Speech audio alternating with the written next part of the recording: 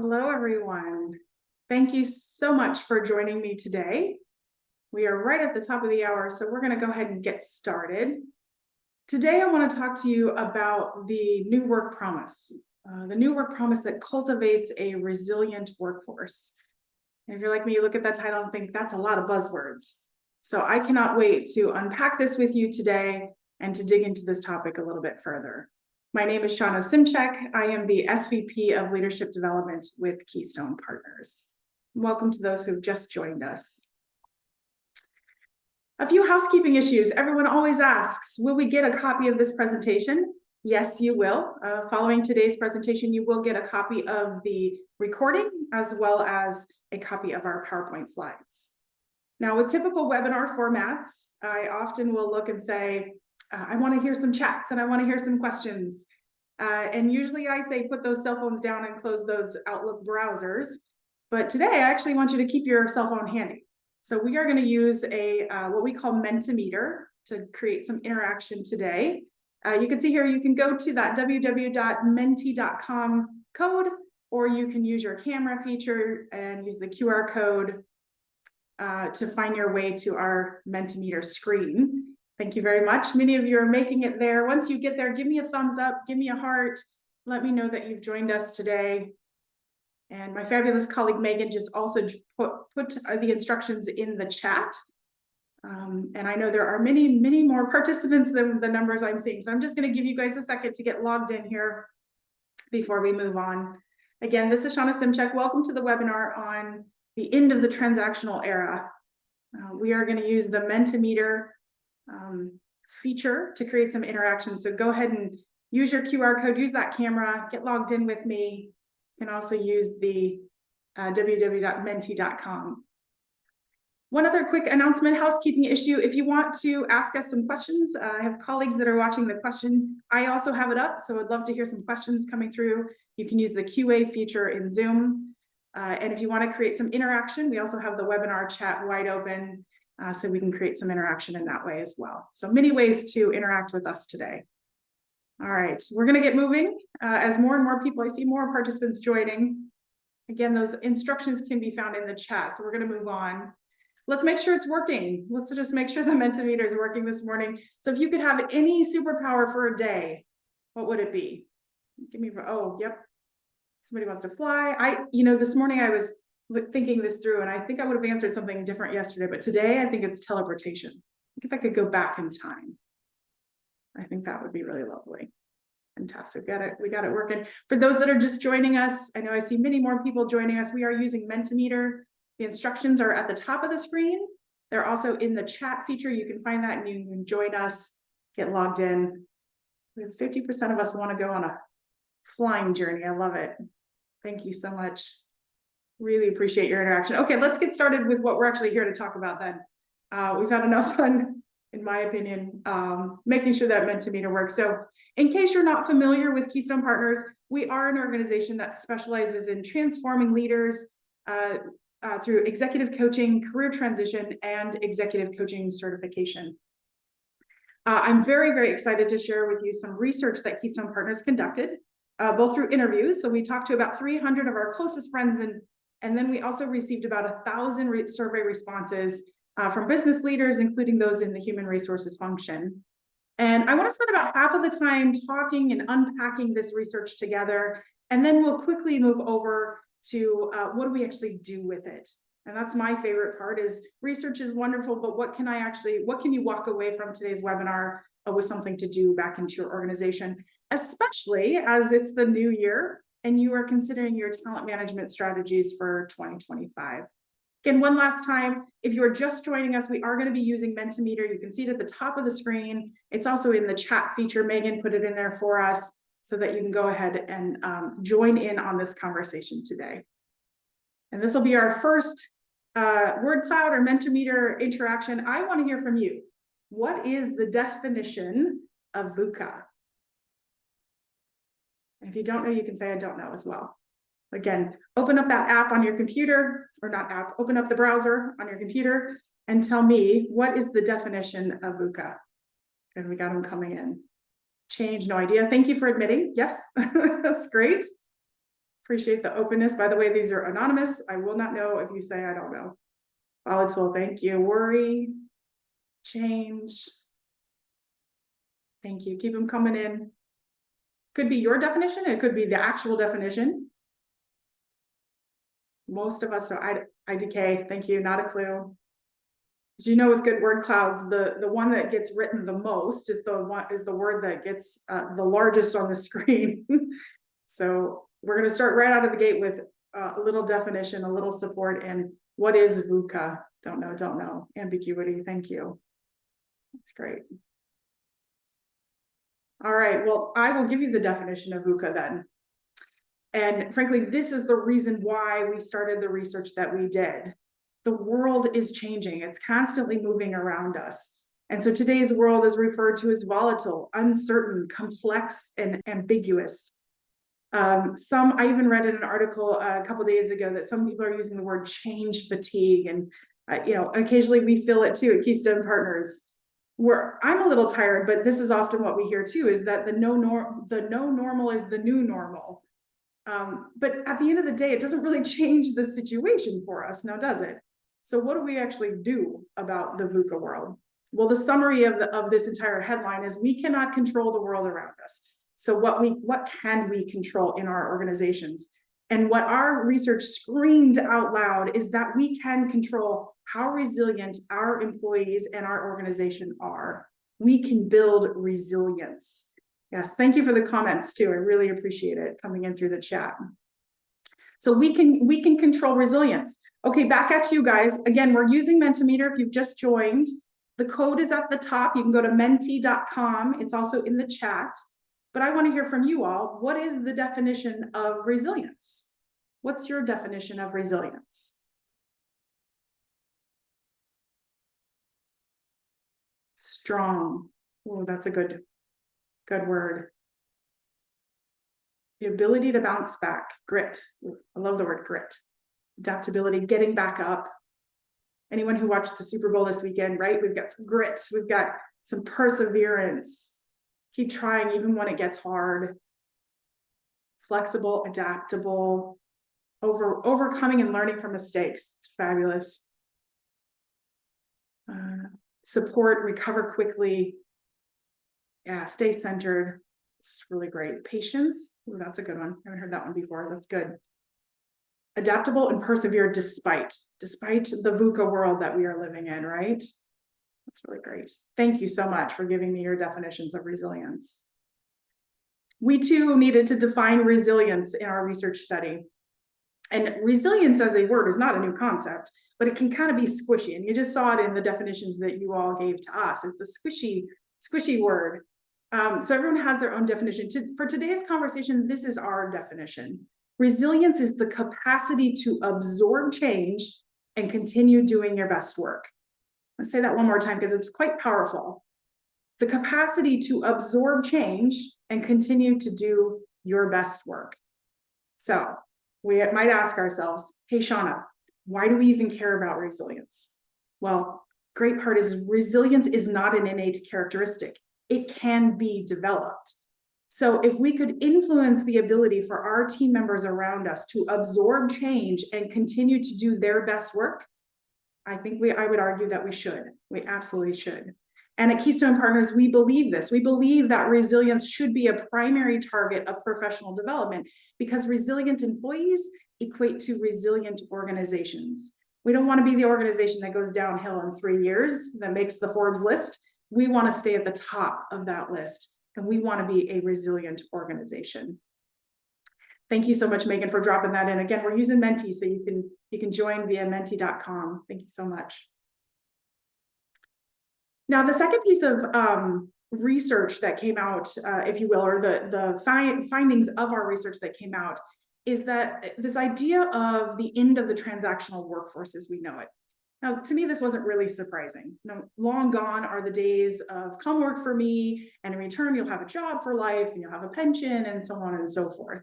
That really isn't a new finding. But what was uncovered that really started to get sort of raise my eyebrows was that this new work promise can be defined as reciprocity. The idea is if you invest in me, I will invest in you. That is, if you invest in my development as an employee, I'll invest in this company. I will give you discretionary effort. I've often heard as the word that I learned in school, frankly, is the new social contract. We at Keystone Partners are referring to it as the new work promise. It's the contract between the employer and the employee, right? And it embodies reciprocity, which will enable engagement and individual professional growth. And in turn, it's always going back to the business, organizational profit and sustainability. Reciprocity balances that pendulum that, in my opinion, has often swung left and right quite frequently. Employers have the power, employees have the power. And what reciprocity does is it sort of brings back the power dynamic and makes it even. It brings a symbolic relationship and saying, you invest in me, I'm going to go ahead and invest in you as well. Incredibly powerful. So as we dig further into this research, it noted that we can build these reciprocal relationships with our employees by simply investing in them. So how do we do this? And these are the top 4 that came out. 61% said, I want employee development. 63% said apprenticeships. 60% said internships, and 60% also said mentorship, coaching, and leadership development. So now investing in professional development is not just what an organization should do, it's what employees expect. They expect this investment from their employers, and this builds that level of reciprocity, which will encourage engagement as well as them giving back to the organization, if you will. So here's how those 2 findings come together. Investment in professional development builds reciprocity with your employees, and you focus that development on resilience, and your employees and your organization will thrive in this VUCA world, this volatile, uncertain, chaotic, or complex and ambiguous world. You will actually sustain engagement for organizational goals. That's as simple as it gets. And Megan, I think we should drop in, let's not forget to drop in the link so that our participants can download the full 40, 50 page report. But I've highlighted the 2 key findings there. Now, we didn't want to stop there, right? We didn't want to stop with our research there. We wanted to go a little bit deeper, and we wanted to understand more about professional development. Professional development, frankly, to build resiliency. So we dug in further. And our research came out with 2 key findings. The first is this idea of always on, one size fits all type of development benefits actually no one. I typically call this the peanut butter spread. We spread development around so that everyone gets a little bit. And in fact, in the last 2 years, this has been quite extensive. This trend in our leadership development arena is quite extensive. The advent of technology has made it really easy, right? LinkedIn Learning, everybody gets learning. You get access, everyone gets access. A coach for everyone at every level. However, what's interesting is our research mirrors what we are seeing as current utilization statistics. Utilizations of these types of platforms that peanut butter spread development across linger around 10 to 16%. Again, mirrors ours that says this always on, one size fits all isn't the best approach.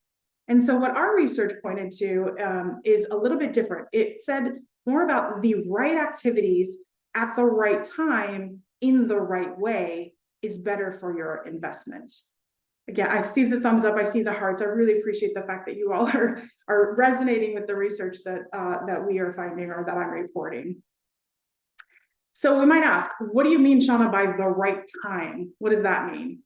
Well, our research uncovered there are what we refer to as defining moments, or we call them keystone moments, when investing in professional development that is the most crucial. Now, these are the moments when our employees are the most vulnerable and they don't feel adequately prepared, okay? So I'm gonna come back to you for a second and I'm gonna ask you, what do you think are the top 4 keystone moments that you should be investing in? Again, for those that may be late to the party, we are using Mentimeter. You can, I think Megan put it in the chat. Yep, she sure did. Put it in the chat on the code. You can also see it at the top of the screen here. I want to hear from you. What are the top 4 critical keystone moments where we should be investing?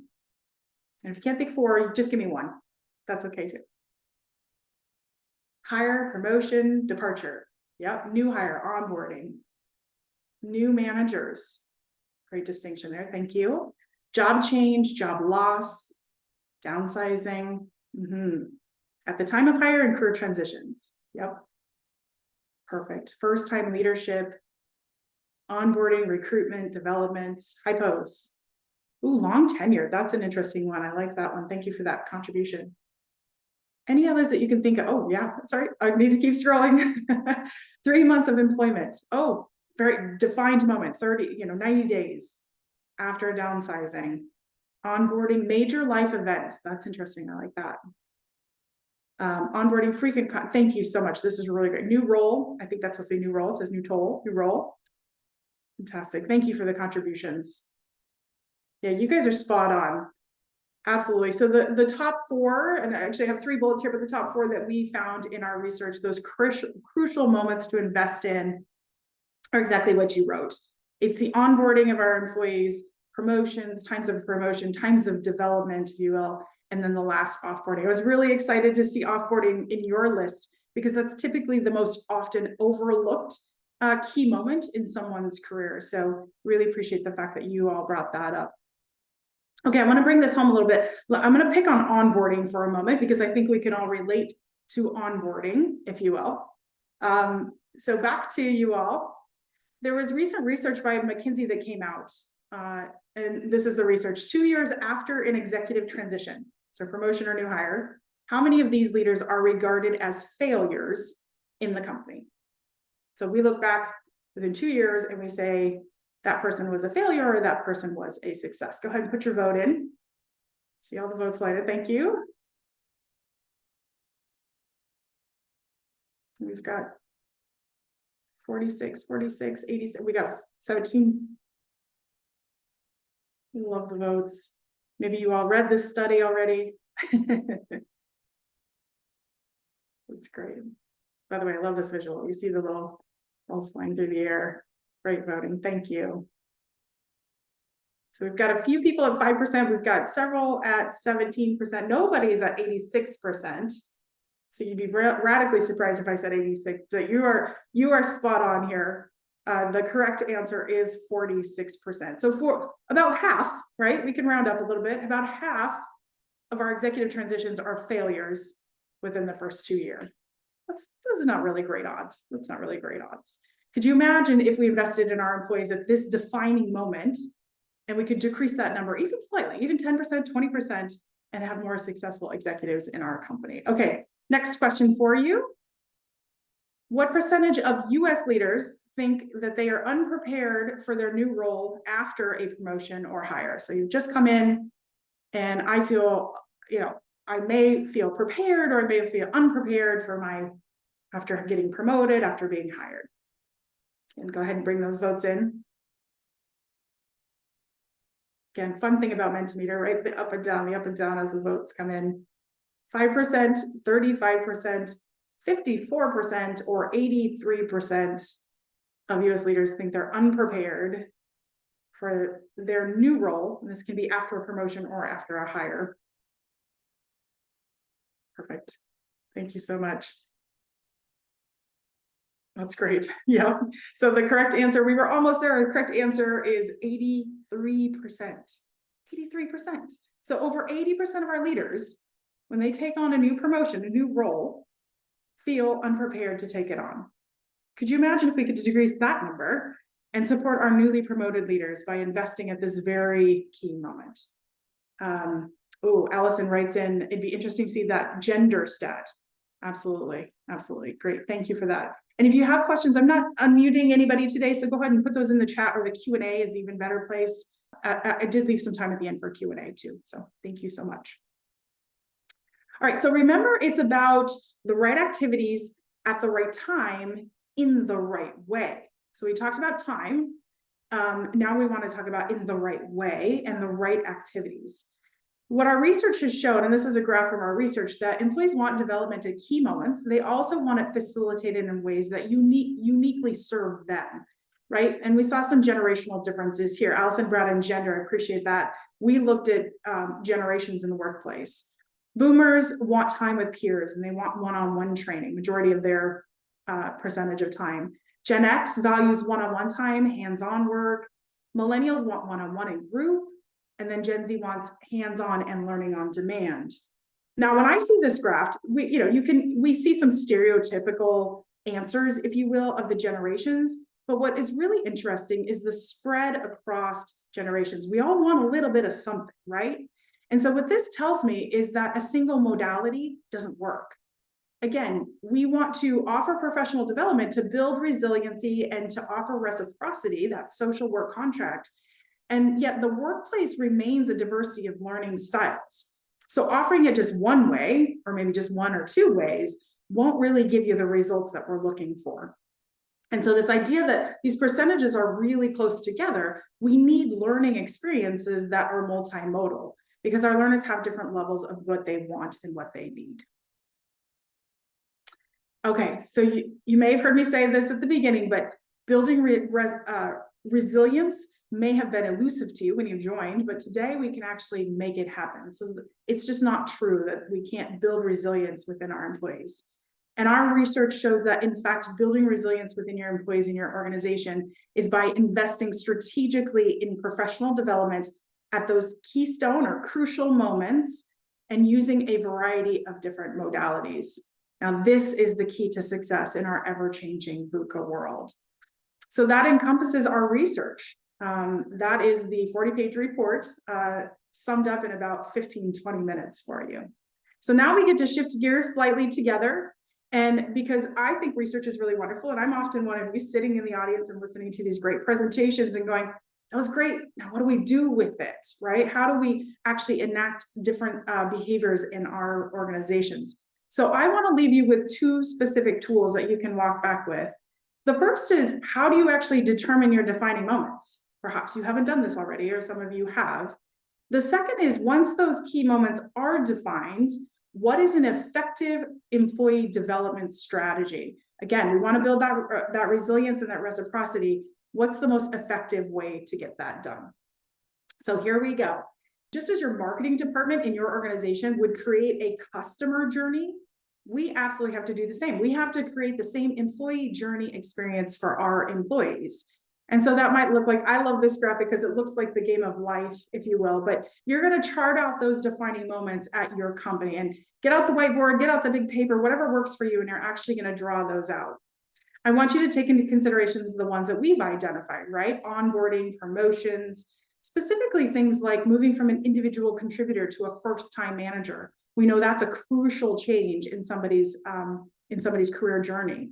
Or perhaps it's moving to an enterprise level business as well. Again, a crucial change in somebody's career. At each of these moments, I want you to ask yourself, what am I doing to support my employee at that keystone moment? How am I building resilience and reciprocity at this keystone moment? And what will achieve business success at this moment? How might I impact, for example, going back to our onboarding stats, how might I impact and reduce the anxiety, the fear, the unpreparedness that our executives are feeling as they are promoted into new roles? Okay. I want to give you an example. I'm all about giving you examples and things that you can use or templates that you can use. So again, we'll pick on the onboarding or promotions that we talked about earlier.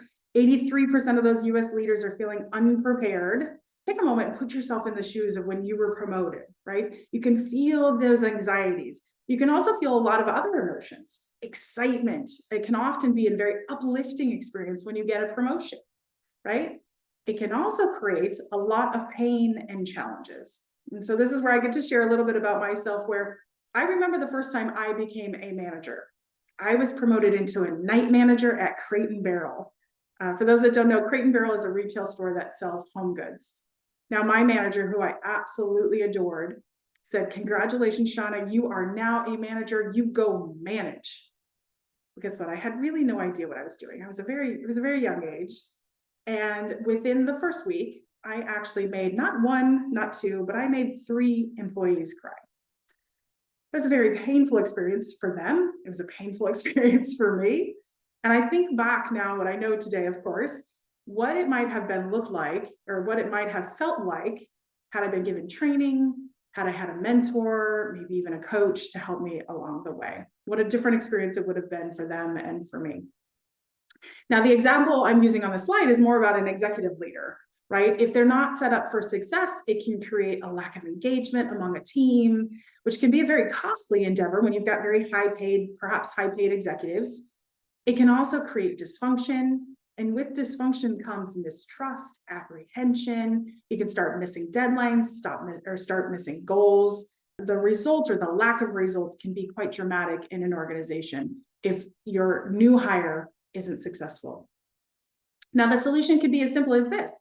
Make sure every new leader or manager brought in or promoted within your organization has a coaching program. Maybe they're given a coach for the first 100 days. Somebody mentioned earlier 90 days.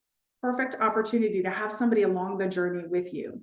Perhaps that coach can help them through setting expectations as a new leaders, or even bringing that team together to create a more uplifting experience. Okay. Now, once you have those defining moments, again, we're diving into defining moments here, and we're talking about asking ourselves those questions about how do I build reciprocity and resilience at those moments. You then need to break it down by levels or hierarchy within your organization. So we got to go deeper. We got to go deeper.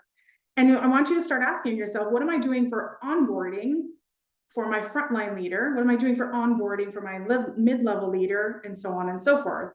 And this, in fact, is a company that we've worked with and helping them outline their key moments, specifically in onboarding. And so at their point, at the frontline leader position, they offer a stepping into management program. They also have a mentoring program and many other aspects. As a manager, they have a manager foundation program. And as they move up into the organization, they offer a first 100 days coaching program. Remember, from our research, we want to invest at a specific moment, this defining moment. Somebody's been promoted, they're a first-time manager, and we're creating a more exciting and uplifting experience. And then we're also building resilience, and we're meeting the demands for reciprocity. Okay. Give me a thumbs up if this is resonating with you as I've gone through some of these slides pretty rapidly. Thank you. Perfect. I should have put on there a thumbs down. Should have put a thumbs down at one point. Okay. Now that you've got all that together, you've got to test your theories, right? We got to go out into the environment and we've got to get some feedback, just like you just gave me some feedback. So we've charted out our defining moments. Now you need to ask for some direct feedback. Go straight at it. You know, what was the most impactful moment in your career at our company? What could we have done differently to build a different experience if it wasn't very positive?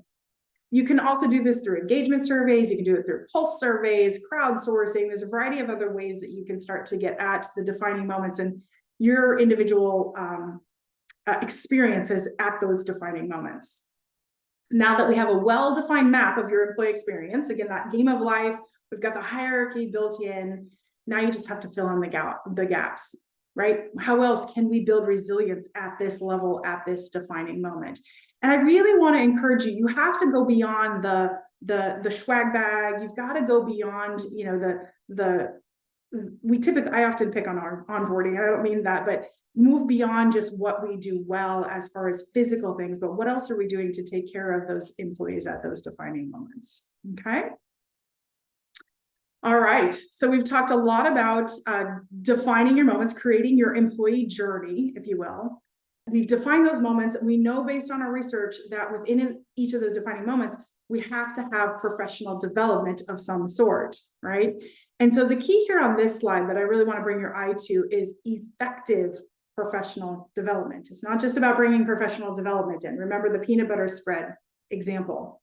And it's why do we need to focus on effective is because we have limited budgets. And I'm sure some of you are going to give me some thumbs up on that. We have limited budgets. Some of us even have what we might define as lean budgets, right? And so when we take that money and we invest, it has to make an impact. It just has to. And those are probably the words that we hear most often on calls with our customers is, how do you measure the impact of what we're talking about today? Because I cannot bring this back into my organization without impact, right? All right, so back to you. Again, if you're just joining us for any reason, we're on Mentimeter. I want to hear from you. How many of you truly invest in your leaders today with a professional development program at a Keystone moment? Oh, I love it. I love when the yeses go straight up. That's exactly what we want to see. Perfect. That's great. Keep them coming in. Again, do you invest in your leaders with a professional development program at a Keystone moment? Oh, I love when we see over 50% saying yes. Appreciate the honesty. Again, this is anonymous. I don't know who said that, and I won't know who said no either. Thank you. Oh, good, good, good. Okay, 66% are saying yes, that you do invest. Okay, now here's the flip question. So those who said yes, keep them raised, if you will. How many of you can say with confidence that you have a high return on your investment with this program? 10 being highly confident, 1 being not confident at all. Again, how many of you can say with confidence, absolute confidence, that you have the highest return on that investment with your professional development program? If you have no program, you're probably going to rate this a 1. Again, confident, highly confident, 10, not confident at all at 1.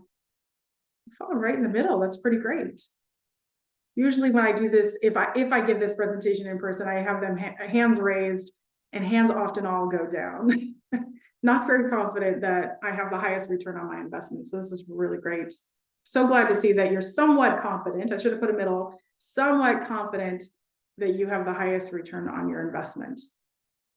What's interesting about this is some of the stats that I have found, and I could have filled this slide, I think, with 20 different stats, because our confidence level is sort of warranted, right? We're not quite sure if we have the highest return on our investment. And it's because, in my opinion, today's leadership development programs, they underdeliver. And these are just a few of the stats. These come from our reputable sources, Burson, Forrester, Gardner, and such. But here, let me read these to you for a second. 10% of CEOs say that their leadership development initiatives have clear business impact. 7% of CEOs believe their companies are building effective leaders. And 11% of executives agree RLD interventions achieve and sustain the desired results. Okay, I saw some participant names, and those that know me really well know this about me. Math isn't my best subject, but I can do this math pretty easily. What this means, if I reverse these numbers, is 90% of CEOs say their LD initiatives do not have clear business impact. 80, did you see me doing the math there? 93% of CEOs believe their companies are not building effective leaders. And finally, 89% of executives do not agree with this statement. RLD interventions achieve and sustain the desired results. I'm not sure about you, but as somebody who's spent their career in leadership and development, every time I see these stats, it makes me very sad. Very sad, because if you had a salesperson who only sold 10% of the time, I'm not sure they'd have a job, frankly. If a machine on the floor in a manufacturing plant only produced 10% of the time, it would be replaced, right? If Amazon only showed up at my door 10% of the time on the date that they said they would deliver, they wouldn't exist. And I want to know, why is it okay that we in leadership development are just simply okay with 10%? We have to do better. And if you remember way back at the beginning of my slides, I talked about that 10 to 16% of that peanut butter spread methodology. It's not working. It's not working. So we must do something different. So you might ask, well, Shawna, development is really hard. And I agree. I absolutely agree. Development is really difficult. And the Keystone Partners research shared with us the reasons why development is so darn difficult. It's because we can no longer spread it across the organization like peanut butter, right? A single modality doesn't work. And most of our programs are built around 1 or 2 modalities. Now, this isn't about, coach in the pocket. Everybody gets a coach. What we need to do instead is we need to make targeted strategic investments, again, at those defining moments in our employees' life cycle. And we also need to take into consideration different generations in our workplace, different learning styles, and levels within the organization. And the question I always get after I say that is, Shawna, that sounds exhausting. How can we meet everybody's demands? Well, the great news, I'm not here just to spread some negative news about leadership development, is I am here to give you a solution to that today. So I want to give you the formula. You can take this back into your organization and you can implement, which is really incredible. We have to start creating more holistic programs that leverage all 5 adult learning theory methods. Now, these multiple learning methods have to be threaded together to create a single program. Again, at that defining moment. And if you invest in a holistic program at a defining moment, in fact, you will create the most powerful measurable results in your program. I am going to rip through these 5 at rapid speed. What I'd like you to do is, as I'm talking about these, is think about the development program that you said you have in place. And I want you to ask yourself, does mine include this or not? And if not, maybe it's time to try something a little bit new. Okay. So let's rip through these really quickly. The first is the cognitivist adult learning theory. Now, this theory is about, simply put, it's how we think and how we memorize and remember as humans. We read knowledge, we repeat it, we memorize it. If you're like me, this reminds me of school, traditional school, right? I read something, I spit it back out in a quiz of some sort. The best strategy to accomplish this type of learning is asynchronous online training. Why? Because it offers flexibility and convenience. So your learners can do it at their own time. They can do it, they can integrate it into their daily lives or their work lives. Has to be asynchronous, has to be multimodal, make it fun, make it interesting. And what I love about this strategy is it's typically cost effective. It can be given to your frontline leaders across the US and across the globe. So again, the first is the cognitivist theory. The second theory is the behaviorist theory. Now, the behaviorist theory is that we as humans create learning by responding to external stimuli. When something's coming at us, are we gonna fight or are we gonna flight? That's where this theory comes from. Thank you for staying with me on that one. The best strategy to do this is through coaching, right? And I love this stat in particular. This is not a Keystone stat, but is a great stat. Is compared to virtual learning alone, employees are 1.5 times more likely to apply a newly learned skill when they receive coaching with it. So you want to volume up just slightly that online learning, attach coaching to it, and boom, you've got 1.5 times more effectiveness if you do that. But we're not done, because we want to include all 5, right? All 5. So the third component or element is assessment. And this stems from the humanist adult learning theory. This theory, is that knowledge and feelings should not be separate. They go hand in hand, and we have to look at the whole person. Now, if you have ever received 360 feedback like I have, this will make sense to you. The pain or the excitement, either one, that sticks with us when we receive 360 feedback is exactly what we're talking about here. It forces us to change, forces us to think differently, because it creates a feeling and emotion, right? We don't want to separate the knowledge of what the assessment I just took. Thank you for that thumbs up. And you must have gotten your 360 results before. So the best strategy to do this is through assessments, plain and simple. We use assessments to raise self-awareness, and we bring a very objective voice into the learning process. Now, you'll see in green for us, the gold standard for us is that 360-degree feedback. But you can use a variety of other personality assessments. They are just as valuable. You can use EQ assessments, value-based assessments, strength-based assessments, and many more. The fourth, again, we're right on 4, right? We've talked about 3 so far, adult learning theories. 4th stems from the social cognitive adult learning theory. This is the learning theory that says we have to learn in social context. We gain information by combining my experiences with the observations of others. I can tell you right now, my 2 young kids, my 5-year-old learns exactly what to do and what not to do by watching her older brother. That's exactly what we're talking about here. The best strategy to do this is peer cohorts. Bring your learners together to have a conversation, to build esprit de corps, if you will. It's a safe space for those to accelerate their performance, to get feedback from others.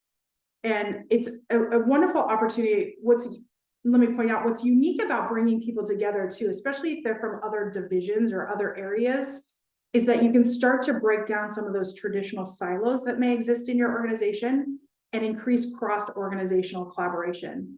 We have found in some of our programs that you'll see operational issues being solved through these. Not only, are we learning how to be great managers or great leaders in our organization, we're also solving operational issues that we didn't even know existed. Now, I added a bonus here because I think it's really important. Along with those peer-to-peer connections that you can bring in, we can also involve key stakeholders. We can involve the manager, for example, in our learning, which is really powerful, right?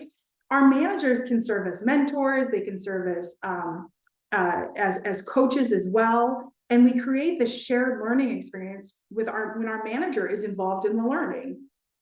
Bonus to this is they can also hold their participant accountable. Oh my gosh, my manager is going to ask me about that. We're going to have a discussion about it. All of a sudden, I've created accountability that may not have been there before. It also demonstrates the importance or prioritization of learning. When you know your manager is going to ask about it, you immediately make it a priority on your list to make sure that you go learn, go practice, and so forth. And then finally, by involving a manager or a key stakeholder, they can align the organizational goals to the learning, right? So if I'm learning this, or you are learning this concept because of this organizational goal, you're learning about global leadership because we are moving into a global economy, something like that. All right, the fifth one, remember, we've got to have all 5 adult learning theories in our development programs to make them the most effective. So the last one is the constructivist style adult learning theory, excuse me. This theory really stems from, we come to the table as beings that we already have information. And as we're learning, we can capitalize it and gain even more knowledge. I often think about a little ball that just continues to expand and expand and expand is our learning, right? We learn by solving problems, by going and doing and trying, not necessarily just studying topics. And so the quickest way and the way that we often think about this one is applied practice. Sometimes we also often call this on-the-job experience as well, right? Get them in there, have them practicing the skills. That creates competency, it creates mastery, and through the repetition of doing something, we become more confident as well. So we often call these go do, go try activities as you integrate them into your learning program.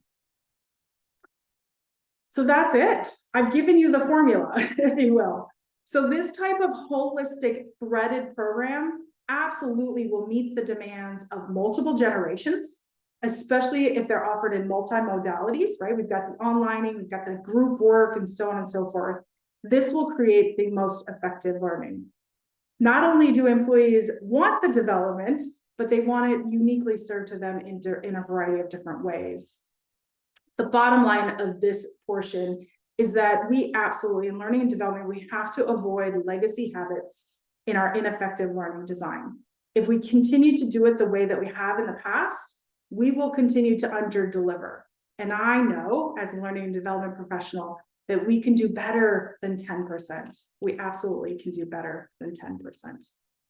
So as I begin to wrap up today, I want to say it again.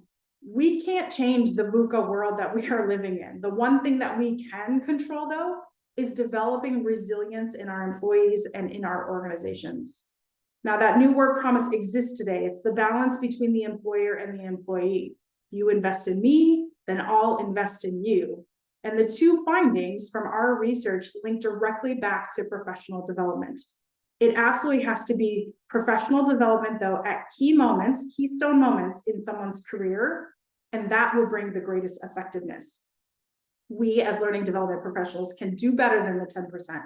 And I've given you the formula to have not only professional development in your organization, but to create a very powerful, measurable program that will far exceed that 10% that is typical in our industry. So I want to thank you so much for your time today. My last note to all of you today is, as you are considering your defining moments in your organization, we would be absolutely honored at Keystone Partners to be your partner of choice. Now, whether that's at the beginning of your defining moment of onboarding, we can offer our first 100 days executive coaching program. We also offer very exclusive development programs, including our accelerator program, the holistic threaded program. And finally, our offboarding, we could be your offboarding partner with our flex programming. We would be very, very grateful for that. I'm going to turn it over. I saw some questions coming in, so I'm going to just run over here really quick and look at some questions and answer. And if you have other questions, please, let's open those up right now. Happy to take those on. Maybe we're not holding leaders accountable for ineffective leadership skills. Yes. Thank you, Sharon. We need to balance attention to relationships and results. I'm seeing some agreement with there. Sharon, thank you for that contribution. And I absolutely agree. Using the 5 adult learning theories, the social cognitive, if we involve our managers of those participants in our programs, we immediately up-level the accountability. And in fact, SHRM reported, I believe it was last year, 80% of your development programs will fail if you don't have manager involvement in some way. And you think about it, right? We're busy professionals, we're always doing something. And if my manager is not really holding me accountable to it, or it's not in my performance management review, or in some way, I may or may not apply it. I have to be very innately driven to apply those new skills. Thank you so much for some of the comments coming in. Let's see. As you see recent changes like layoffs, changes in policy, how has your team who worked on this research feel about your content and your hope for how it will be used in the current political climate? Really good question. Thank you for that. I'm not exactly sure I'll answer this question directly. However, just released Keystone Partners, I think it's hot off the press, maybe last week. I know you can find it on our website, released our second iteration of this report. Now, I have to say, it doesn't take in the current political climate, if you will, but what it does take into consideration, it takes in resilience, and we start to build upon resilience. We start talking about burnout, and we start talking about resilience in teams, which is an incredible, some of the fascinating results around how you can identify or prevent burnout in your organization through some of the skills assessments, or excuse me, the resilient assessments that we've built into that report. So more to watch there. I imagine one other thing I'll make a note about that comment is, given the political climate, is VUCA volumed up? Are we creating volatile, ambiguous, complex environments? We absolutely are. So maybe we might make the argument that building resilience in our employees is even more important today than it was maybe a few months ago. Thank you for your questions. I'm loving these questions that are coming in. Let me jump back over here and see if there's any others. Thank you for all the positive comments and the thumbs ups. I really appreciate that. Let me scroll up. I'm looking at the questions, see if there's anything else. Megan, have we seen any others come in through the chat? And I know we had some questions that came in prior to the presentation as well. Perfect. Okay, great. Well, in that case, I'll hang on for maybe one more minute. If that, I will give you back. Oh, we had more questions. Oh, here we go. I'll take on one more question, and then I'll let you guys have some time back in your day. How do we take development and engagement tactics closer to leaders and staff so we are meeting them on their terms?